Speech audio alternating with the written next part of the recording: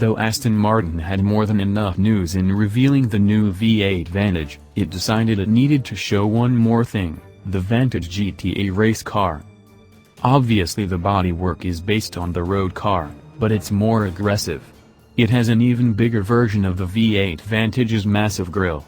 The hood gets extra vents. The exhaust now exits out the front fenders. And, of course, it gets a huge wing and equally monster diffuser.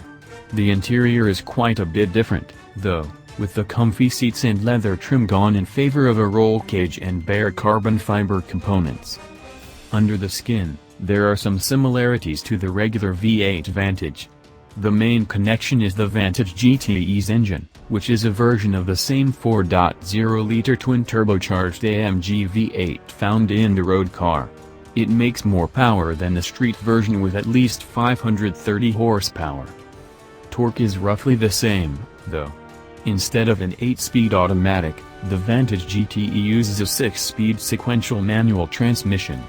Both cars use double wishbone suspension front and rear, but the GTE gets adjustable anti-roll bars and Allen's adjustable shocks. The brakes are also upgraded to 6-piston front calipers and 4-piston rear calipers from Ocon.